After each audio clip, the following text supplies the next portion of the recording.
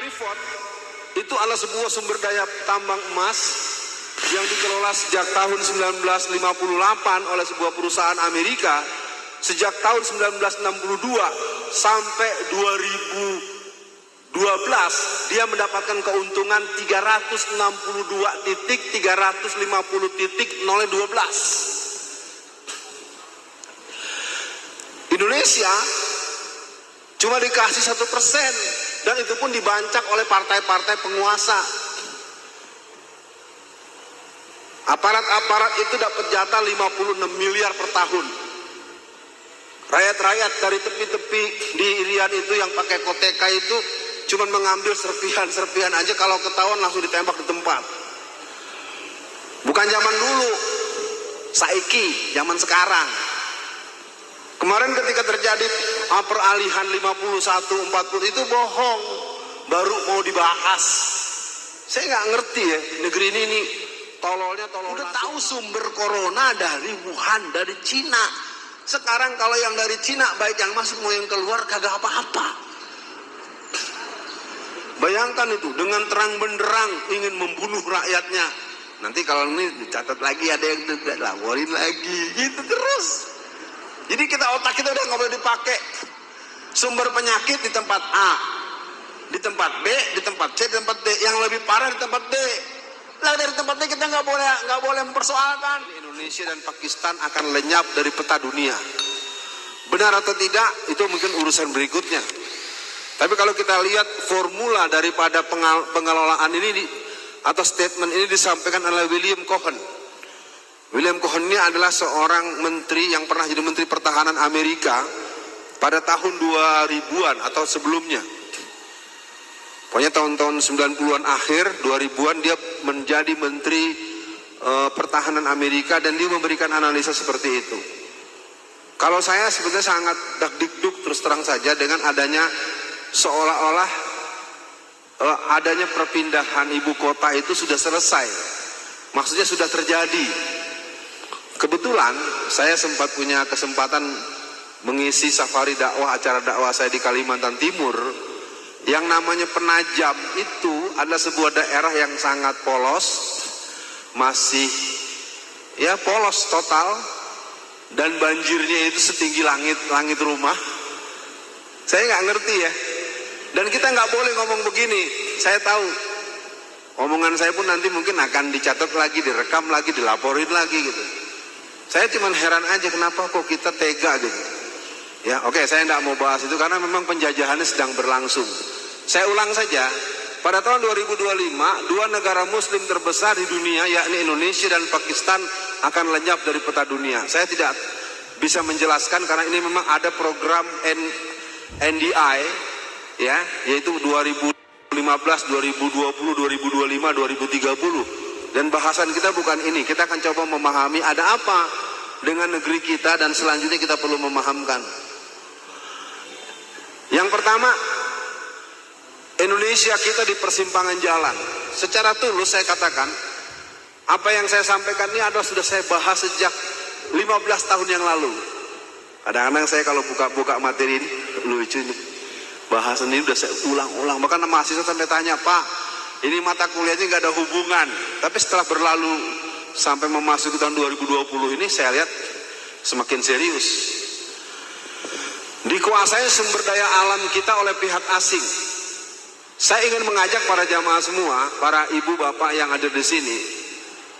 Penguasaan ini terjadi tanpa perlawanan, bahkan kita menjadi bagian daripada proses penguasaan itu.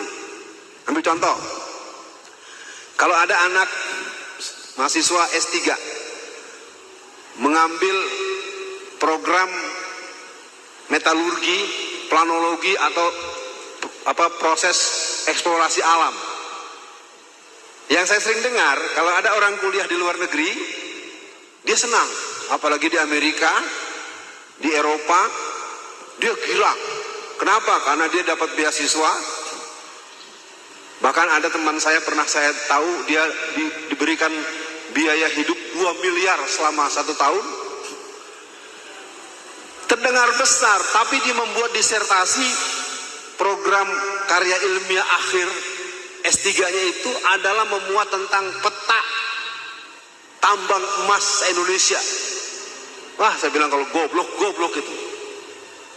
Akibatnya apa? Dia nggak ngerti, dia lagi dikerjain. Anaknya suruh datang, dikasih uang 2 miliar per tahun, rumah mewah, pokoknya pusat penghinaan, wah mewah. Selesai dia buat disertasi itu dikasih nilai A. Kalau dulu 100, pangkat 100. Nggak ngerti, saya ingin katakan pada semua yang hadir di sini. Negara-negara Eropa itu, apalagi sekarang kita sudah dapat gelar negara maju. Ya. Kalau orang nggak ngerti strategi lawan, girang. Ketika kita mempunyai posisi negara berkembang alias negara miskin, konsesi atau prosentase pengiriman barang kita keluar itu cuma kena ces 5%. Ketika kita sekarang merasa bangga, ini kan kerjaan Amerika, kerjaan negara Zionis, Freemason, Illuminati, Bavarian. Ini pemerintahnya lagi rumongso. Oh, negara kita negara maju.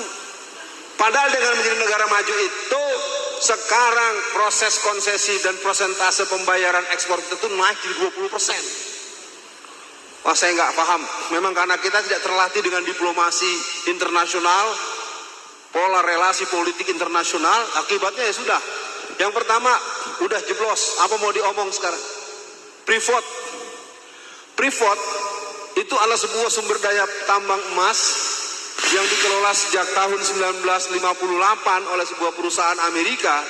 Sejak tahun 1962 sampai 2012 dia mendapatkan keuntungan 362,350,12. Indonesia cuma dikasih 1%, dan itu pun dibancak oleh partai-partai penguasa. Aparat-aparat itu dapat jatah 56 miliar per tahun. Rakyat-rakyat dari tepi-tepi di Irian itu yang pakai koteka itu cuma mengambil serpihan-serpihan aja, kalau ketahuan langsung ditembak di tempat.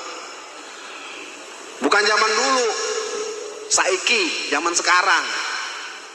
Kemarin ketika terjadi peralihan 51-40 itu bohong, baru mau dibahas. Saya nggak ngerti ya, negeri ini tololnya tolol nasional itu. Barang yang belum selesai, belum dibahas, belum ketok palu. Sejak tahun 60-an sampai tahun 2010-2011 itu kita cuma dapat 1%. Sekitar 2011 DPR itu mengkomplain kepada PT Freeport. Gagah telah melakukan proses pembelaan pada hak-hak rakyat. Naiknya berapa? 3,75%. Kedengarannya enak. Dulu dari sejak dieksplorasi sumber daya emas, ini baru bicara Freeport. Kita belum bicara yang di Sulawesi Utara, belum di Nusa Tenggara Barat, belum yang terbaru di Halmahera. Jadi negara ini hancur-hancuran.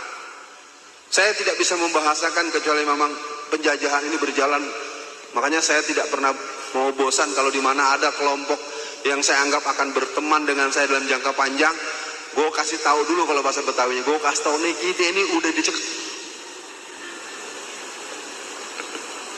Bahkan lucunya kalau secara ekstrim, seperti ada seorang ayah, anak gadisnya mau diperkosa orang, dia bukan belain anaknya, malah ikut megangin tangan anaknya.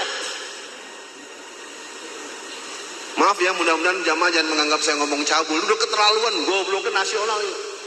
Dan kita memang tidak punya pengetahuan apa-apa. Ketika 1% dapat diperoleh, kemudian beralih 3,75%, yang terjadi adalah tidak pernah diberikan seperak pun.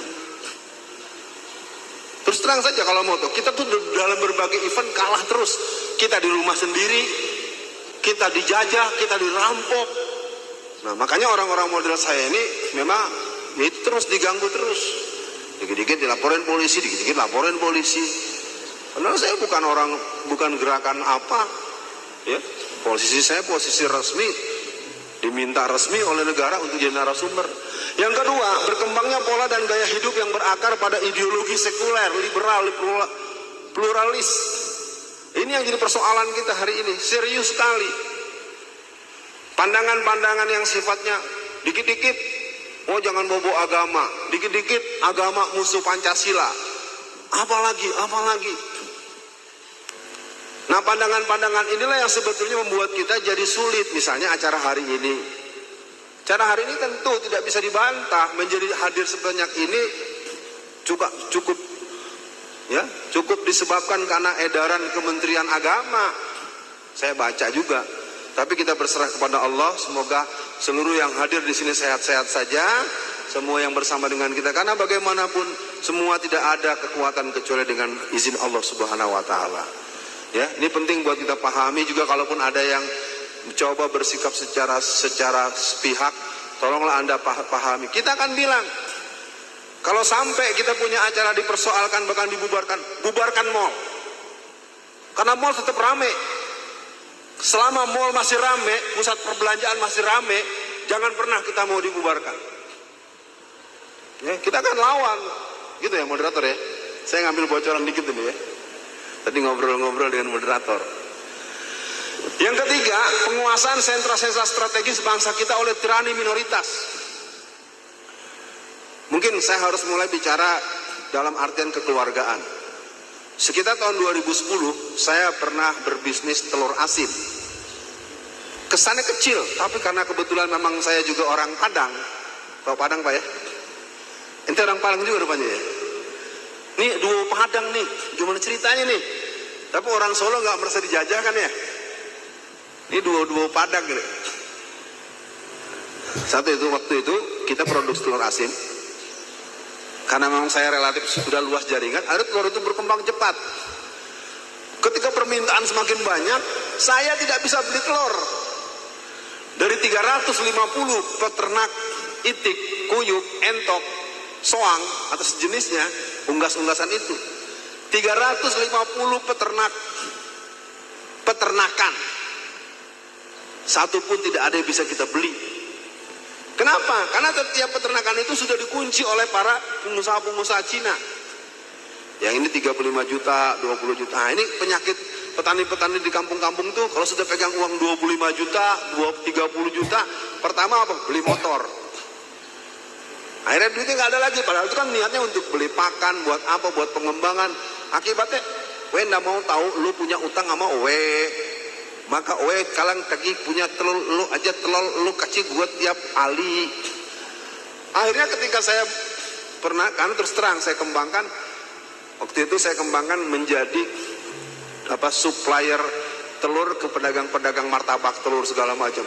Ditantang sama pedagang, Ustadz, kalau bisa datangkan 200 butir setiap malam, saya langganan. Ternyata satu pun susah Pak. Karena setiap datang ke situ nggak bisa, semua takut karena dia di sini 25 juta, 15 juta, 35 juta, 40 juta.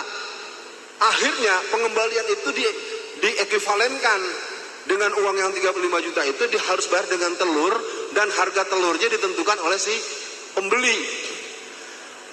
Ini saya harus buka satu yang kecil-kecil dulu, karena kalau kita teruskan nanti ini banyak hal. Oke ya. Komunitas mayoritas umat Islam masih menjadi budak di negeri sendiri. Saya pernah menjadi ketua Majelis Syuro 5.000 masjid Tangerang Raya. Yang sampai sekarang saya itu marah. Setiap ada konflik, apakah dengan pendeta gara-gara kasus agama, apakah dengan orang Hindu Buddha gara-gara soal kandang babi. Pokoknya kalau ada keributan antara kelompok Islam dengan kelompok yang bukan Islam, mesti yang ditangkap polisi yang Islam. Otak saya nggak ngerti, beneran asli. Satu hari sekitar tahun 2008, ke rumah saya dikirimkan BAP penangkapan ketua masjid. Ceritanya bermula daripada ketika pemuda gereja datang ke masjid, entah tujuannya apa, diawali dengan dia menggergaji gembok masjid. Gerbang masjid di luar tuh digergaji semua jam 2 pagi. Masuklah dia ke tengah masjid menggunakan motor. Kalau istilah anak-anak tuh ngetrek gitu lah. Karena saya tanya sama Pak Moderator, kalau ada orang masuk masjid naik motor ngetrek, diapain? Ya oke, paling tidak Kita tempeleng kan, tempeleng itu jadi pasal. Karena ketika anak itu masuk ditempeleng, pihak gereja langsung cari polsek terdekat, ditembak dengan duit 200 juta. Jadi berbalik, langsung kompresi pers, anarkis, telah terjadi pemukulan. Masyarakat kan tahunya yang di koran, sama dengan yang dialami oleh FPI. Ya, saya ini badan ahli front, saya di DPP pusat FPI itu saya badan ahli, kalau kata bahasa bagian tim pemikir. Kita kadang-kadang belum bisa menjelaskan pada masyarakat. Yang terjadi gini, ketika FPI menegur sesuatu, kita kirimi surat, kita kasih tahu melanggar pasal sekian, kita beritahu melanggar ayat ini, undang-undang pasal sekian. Belum sampai langsung dihadang oleh preman-preman yang berbayar, baik dengan samurai, baik dengan linggis, segala macam. Kita datang baik-baik, disikat dengan golok, dengan linggis, dengan pedang, segala macam. Ketika kita membalas, langsung keluar televisi. Pemirsa, inilah dia front pembela Islam telah sedang melakukan gitu. Masyarakat nonton yang ini kan, dia nggak tahu bahwa sebelumnya kita udah datang baik-baik diserbu. Nah, proses pemainan seperti itu terus menerus. Nah, saya ajak para jamaah semua, nanti kita akan kembali ke rumah kita masing-masing.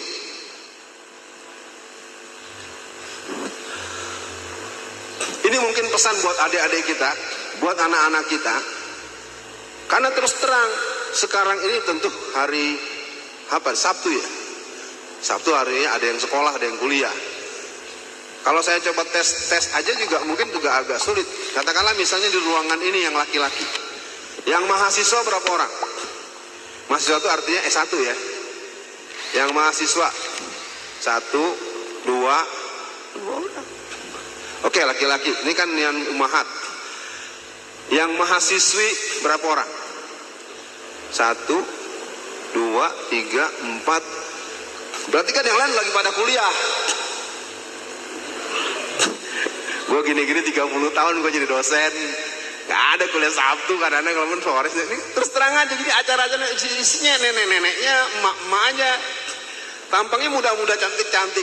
Karena emang wudunya, sholat malamnya bagus. Ditanya umurnya berapa? 40 tahun, 45, 60. Bukan nyindir ya Bu ya. Baik, sekarang kita sampaikan pesan itu. Pesan pertama buat generasi muda kita sebelum kita membahas hal-hal yang menjadi sebab. Nanti kita akan bahas ada apa sebetulnya, kenapa sehancur ini kita. Himbauan saya buat ibu-ibu, buat bapak-bapak, buat teman-teman, juga mungkin buat kita juga, buat saya juga. Mari kita ajak anak-anak kita bersama kita untuk memahami persoalan secara utuh, menyeluruh, komprehensif dan holistik. Sekarang Habib Rizik di luar berlama-lama. Saya kadang-kadang kuping saya panas. Jadi pemimpin pengecut. Umatnya di sini pun, nah kan nggak tahu persoalan. Nggak boleh begitu. Kita nggak boleh sembrono. Nggak mungkin Habib Rizik ngambil sikap seperti itu. Oh, Ustadz Alfian di penjara. Iya ya, jadi Ustadz nyebar fitnah. Gini. Saya tahu. Tapi ketika udah ketemu ngobrol begini, ternyata nggak begitu. Yang kedua, kepada adik-adik melalui ibu-ibu di sini, melalui kakak-kakak di sini, agar mempunyai kesiapan secara pribadi dalam artian yang seluas-luasnya, kesiapan kolektif jamaah generasi muda Islam. Karena saya tetap lagi masih punya mimpi jamaah subuh itu jamaah milenial. Ya, subuh berjamaah se-Solo Raya, isinya anak umur 17 tahun sampai 25 tahun. Wah, keren. Ibu-ibu bagian nyiapin makan sarapan pagi. Saya yakin setuju ibu-ibu. Iya. Nah, dulu saya ingat zaman-zaman saya SMA tahun 80-an. Itu kan kalau apa-apa jihad, jihad itu. Salat subuhnya di mana? Di rumah. Jam berapa? Jam 6. Ini bapak-bapak nih kalau dites juga nih mesti dikontrol nih. Subuhnya ke masjid nggak tadi semua nih. Sekarang ibu-ibu yang punya anak muda, yang punya anak remaja, yang punya suami, apa dijamin suami-suaminya sholat subuhnya ke masjid? Alhamdulillah. Mendingan saya dijamin aja dah. Membangun jaringan perlawanan secara sedemikian rupa sehingga kekuatan yang terbangun bisa menjadi kekuatan yang bersifat nasional dan bahkan internasional. Saya sampai sekarang belum punya pemahaman kenapa di seluruh, terutama tempat saya tinggal selama ini di Tangerang Raya itu, tidak ada satupun masjid yang remaja masjidnya hidup. Kalau giliran udah kuliah, saya kan udah kuliah Ustadz. Kalau dia udah nikah, saya udah nikah. Tapi giliran geng motor, udah umur 80 tahun juga masih jalan aja. Geng motor 80 tahun masih jalan, ngurus remaja masjid baru nikah aja, seolah-olah udah nggak level. Saya nggak tahu, kalau di Solo mungkin berbeda, di Jakarta begitu. Nah, apa sebenarnya yang kita hadapi? Sebenarnya ini wilayah serius. Persoalan yang dihadapi oleh bangsa kita yang pertama adalah proses perpecahan. Ini permainannya permainan sistematik dari kelompok Illuminati, Bavarian, Freemason, dan kelompok-kelompok yang sudah dimainkan oleh orang Kristen dan orang-orang komunis yang sebenarnya sebagai penopang daripada labilitas permanen. Jadi biar jamaah juga kenal saya dengan lebih jauh, saya memang membuat branding PKI itu supaya mempertegas bahwa ini musuh negara. Tapi kalau kita turun ke bawah ini seperti gunung es. Karena kelompok-kelompok salib, ya, mereka tidak ada urusan dengan Indonesia lebih berlanjut. Mereka akan tetap mendengar komando Vatikan. Mereka akan tetap menunggu komando jaringan Kristen internasional. Yang kedua, ya, persoalan dihadapi oleh bangsa kita. Yang kedua, internasionalisasi narkoba. Temuan saya selama kurang lebih 29 bulan dalam penjara itu, 250 ton masuk ke Indonesia dengan resmi, disambut dengan seragam coklat dan seragam biru, ada berkas, ada berita acara. Nggak tahu lagi saya mesti ngomong apa lagi. Jadi narkoba negeri ini masuk, dan mereka merusak sejak anak-anak PAUD, anak-anak TK, SD. Itu skemanya namanya medium inkubator narkoba. Memang kalau semakin dibahas, semakin punya alasan mereka laporin saya lagi ke polisi. Ya, karena mafia-mafia ini memang benar-benar jahat. Jadi kalau sekarang bapak-bapak, ibu-ibu, teman-teman kaget anaknya kena narkoba, bukan salah dia. Dulu waktu dia kecil, dia sembarangan makan, sembarangan jajan. Saya buka aja deh skema mereka. Tidak dilecehkan, tidak diperkosa, cuma disuntik 5 dosis. Jadi ketika dia menjelang pulang kuliah itu diantarkan, udah begini ya. Apa kata orang? Bapaknya anti narkoba, anaknya narkoba.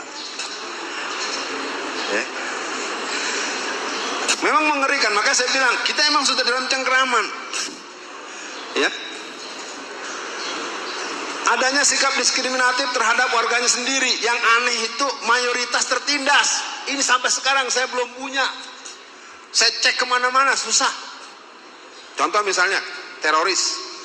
Teroris pasti ntar ujung-ujungnya jenggotan, cingkrang, istrinya bercadar. Saya tanyakan pada beberapa jenderal-jenderal polisi yang punya hubungan baik dengan saya, dengan komunikasi obrolan verbal gini. Pak, saya ngerti Pak, yang namanya pasukan bersenjata itu juga dimiliki oleh Brigade Yesus, Laskar Kristus, Laskar Bunda Maria, Kelawar Hitam, pasukan Super Ninja, ada 5 Pak. Kenapa nggak pernah saya dengar ada operasi menangkap para laskar-laskar Kristen bersenjata? Tahu nggak jawabnya? Tidak diperintah atasan dan tidak ada biaya operasional nangkepin mereka. Jadi kalau nangkepin yang Islam ada duitnya. Jadi mengerikan. Jadi para jamaah semua, pada hari ini kita ingin mengatakan bahwa negeri kita memang udah. Jadi kalau boleh kita mengutip sedikit pernyataan Pak Karno, ya, sebagai orang yang pernah ada dalam peran sejarah bangsa kita. Presiden pertama pernah berkata begini, kita dijajah Belanda, kita dijajah Jepang, dan kita akan mengalami dijajah oleh pemerintah kita sendiri dengan lebih kejam dari penjajah. Ya tapi repotnya orang yang diomongin Soekarno justru kata pengikut Soekarno. Aduh. Makanya saya bukan pendukung Soekarno ya. Saya karena Soekarno pernah ngomong begitu, ayo deh, apa nggak dijajah? BPJS belum bayar, BPJS dikejar-kejar. Enggak jadi anggota BPJS dikejar-kejar suruh masuk BPJS. Astagfirullahaladzim. Ya, jadi kalau jamaah yang belum paham, itu di kampung-kampung di beberapa daerah sudah banyak yang stres masyarakat. Enggak ikut BPJS, suruh ikut BPJS, sudah ikut dikejar-kejar. Jadi kita tuh dijajah dengan terang-terangan. Ya. Saya nggak tahu lagi kalimat apa yang bisa diinikan. Selalu mengarahkan bangsa untuk menjadi negara yang berketergantungan di segala bidang. Saya nggak ngerti ya, semua yang namanya garam impor, apalagi bumbu dapur impor, gula impor, beras impor. Yang kalau sampai itu Pak Budi Waseso Buas yang pernah jadi ketua BNN. Jadi kalau tadi ada yang nanya, Ustadz dari mana datanya?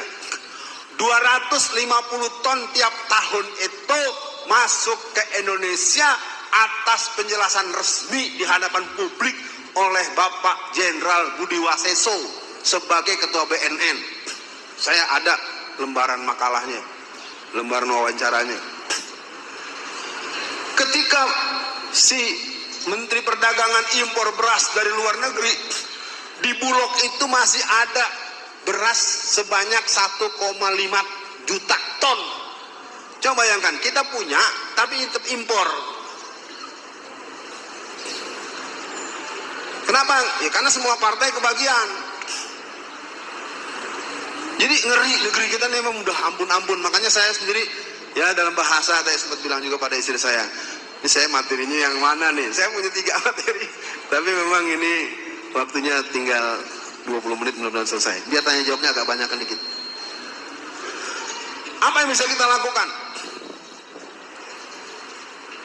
Saya minta kepada semua dengan cara sendiri, mari kita membuat kelompok-kelompok kecil, satuan perlawanan. Minimal kita mulai melawan itu penting, supaya kita jangan nanti disembelih tanpa mengerti ada apa. Karena yang namanya Syiah itu sudah menimbun ratusan ribu pedang-pedang di Wonosobo. Ya. Pasukan Pasdaran di Sulawesi, di Kalimantan, di Pekanbaru. Kenapa saya tidak pernah bahas itu? Karena nanti kebanyakan pasal.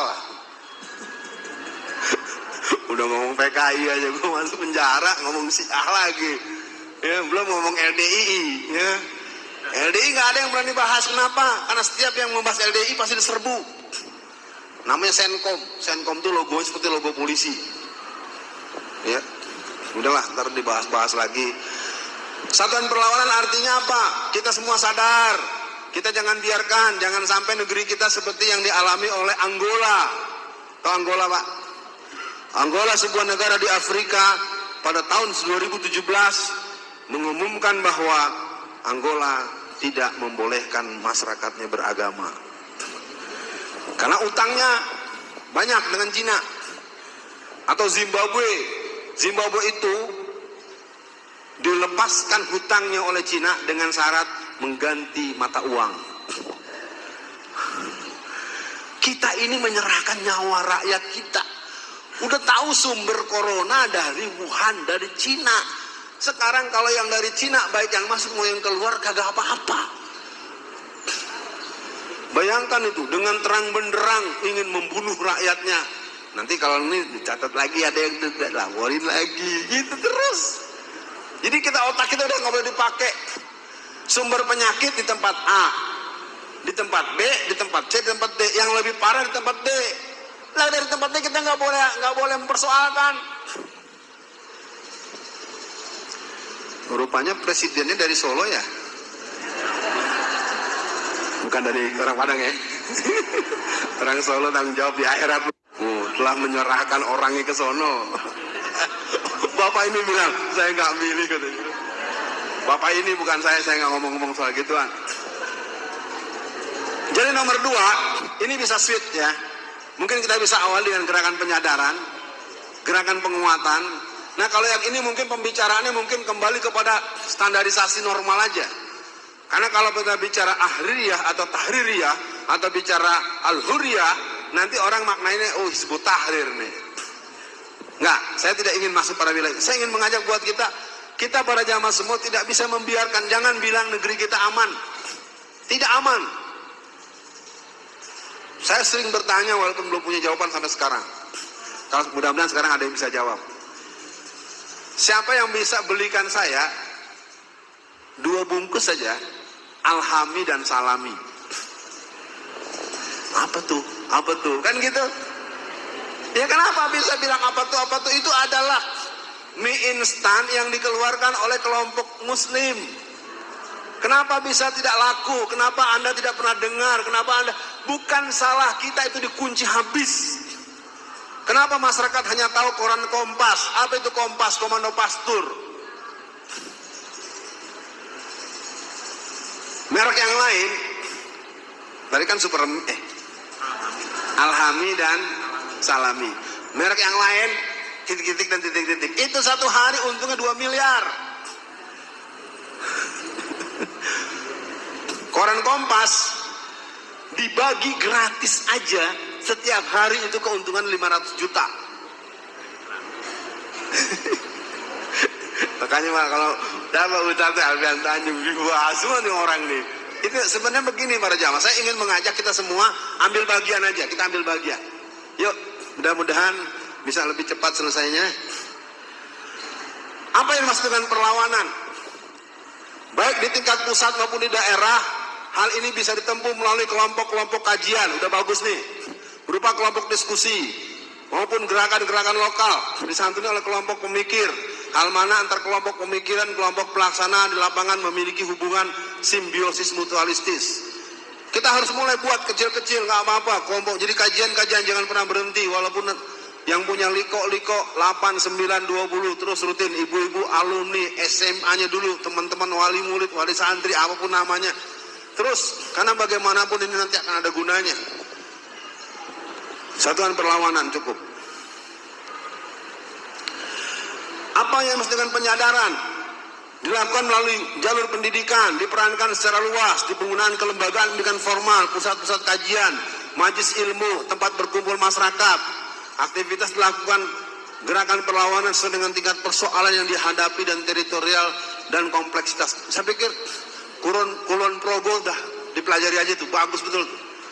Masyarakatnya wajib beli di situ, beli beras di situ. Jadi masyarakat itu petani-petaninya makmur, tukang kecapnya maju, jualan sabunnya maju.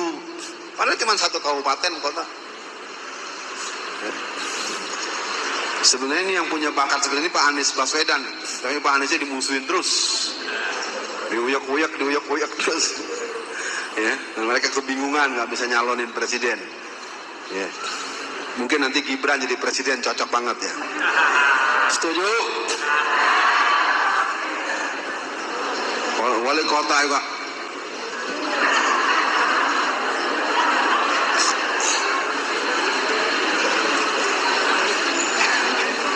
Sul adab begitu mau dipilih.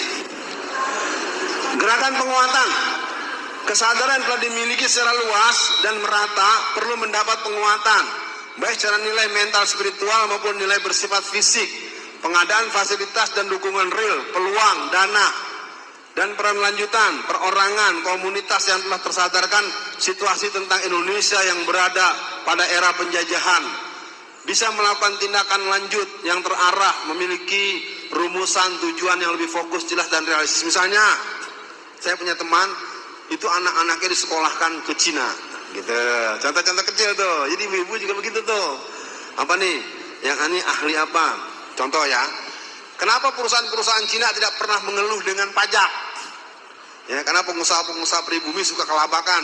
Tahu-tahu ditotok dengan pajak yang tinggi. Orang Cina itu punya dual account. Jadi dia bikin pembukuan untuk yang dilaporkan kepada Dirjen Pajak itu, misalnya keuntungannya cuma 10 miliar. Nanti dia punya lagi, biasanya agak tua tuh, yang tampang seperti gembel. Dia tuh bisa pembukuannya pakai bahasa tulisan kanji. Itu ternyata aset sebenarnya ada sampai 12 sampai 15 triliun. Jadi yang dilaporkan ke sana cuma 10 miliar, dia punya 12 triliun. Ya, biar tahu aja. Makanya orang Cina nggak pernah ngeluh dengan panggilan kita yang pribumi. Kebingungan, bayarnya mahal, apa-apa dipajakin, sampai nasi bungkus dipajak. Yang mengerikan nih, Menteri Keuangan akan membebaskan pajak buat orang yang gajinya 16 juta ke atas. Tapi kalau yang gaji 4 juta dipajak. Udah paling cakep. Indonesia paling cakep dalam urusan menyengsarakan rakyatnya, udah keren nah. Ya. Knalpot, kena pajak. Saya nggak tahu nih orang-orang pada gila semua, pada kebanyakan makan virus corona ya. Mendingan kita doain aja kali biar pada mereka yang kena ya, kita jangan ya. Iya, habis gimana ya, nggak boleh ya dalam agama ya. Nggak boleh Sat ya, dosa ya Sat ya. Oke, jadi artinya silakan pikirkan masing-masing. Sekolahkan anak. Tapi tentu dikontrol, yang juga bisa diakses tuh ke Turki. Ya. Saya kemarin ngisi pengajian ibu-ibu, ada kajian ibu-ibu itu ternyata di Turki satu semester anak S1 itu cuma 3,9 juta rupiah. Saya bilang mul amat. Karena emang semuanya diprotek. Nah, kalau warga asli Turki dari SD kelas 1 sampai tamat S3 gratis total. Turki itu punya perguruan tinggi yang terbaru aja 116 buah yang kualitasnya go internasional. Dan dia punya program Hafiz 10 juta anak tanggungan pemerintah. Ya, ini hafal Quran nggak, kita bikin pesantren hafal Quran kebingungan nyari duit, batanya belum dibangun, ustadznya belum gajian, ya, bukan nyindir, bukan, beda kalau di Turki itu APBN, APBN-nya langsung, jadi hafal Quran itu langsung di backup oleh pemerintah. Oke ya, mudah-mudahan bisa selesai. Ini mungkin sebagai bentuk penegasan. Dimaknai dengan kemerdekaan, tentu kita jangan sampai kita jadi asing di negeri sendiri. Saya kebetulan waktu saya ditahan pertama kali di Polda Metro Jaya, saya bertemu dengan Ali Imron. Saya tidak mau memberikan komentar tentang dia bagaimana. Saya tanya, dulu kenapa dibom tuh Bali? Jadi ada sebuah daerah di Bali itu, dia buat semacam tulisan atau semacam poster atau spanduk. Apa tulisannya? Pribumi dilarang lewat. Nah, masyarakat kan nggak tahu karena kita tidak pernah mengerti sebabnya apa. Kalau yang ngerti bener bagus juga tuh dibom gitu. Kalau yang ngerti kan, kalau kita kan no, jangan lah ngebom tuh nggak boleh, ya kan gitu kira-kira. Tapi saya tanya, kenapa dulu sampai dibom? Jadi memang kelompok-kelompok Cina, kelompok kita tuh nggak dianggap. Kenapa? Pejabat-pejabat kita, aparat-aparat kita, orang-orang yang punya posisi penting, semuanya ada dalam ketiak mereka. Semua berhenti. Bulan Ramadan 2016 di Lampung atau di Medan kalau nggak salah, di Medan itu seorang polwan perwakilan Polresta Medan itu ditempeleng oleh orang Cina tuh gigi sampai rontok. Itu operasi sweeping di hari pertama bulan Ramadan. Bukan FPI, bukan laskar-laskar, itu polisi langsung. Ternyata yang punya hotelnya orang Cina. Lu polisi tahu apa? Gua udah bayar sama bos lu datang sini, rontok giginya. Nggak ada pembelaan dari atasannya. Ini situasi negeri kita hari ini. Jadi kita munculkan keberanian. Saya nggak tahu lagi deh utang-utang perlu dibayar apa enggak ya.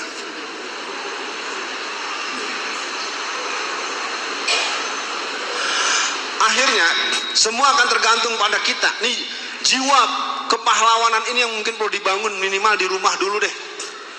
Ayo yang laki-laki berperan sebagai laki-laki, pimpin keluarganya, pimpin sholat 5 waktunya. Jangan bapaknya duduk-duduk baca koran, anaknya suruh ke masjid, ya. Baru pulang kerja, kamu ke masjid. Ya, jadi banyak anak yatim di masjid itu. Ada anak-anaknya ke masjid, bapaknya di rumah. Ketika para pendiri telah berdiri tegak memerdekakan bangsa, maka para siswa, mahasiswa, masyarakat akan ikut bersama karena mereka akan diajak menjadikan kita semua merdeka dan sebenar-benarnya kemerdekaan. Tentu materi ini terlalu umum, paling tidak sebagai inspirasi buat kita yang ada di sini. Ya, saya pikir begitu saja. Nanti kita bisa bicara lebih jauh, karena masalah negeri ini sudah terlalu parah. Dan saya berharap buat semua yang hadir, siapapun dia dan dengan niat apapun, memahami bahwa negeri ini adalah negeri kita bersama. Saya cukupkan.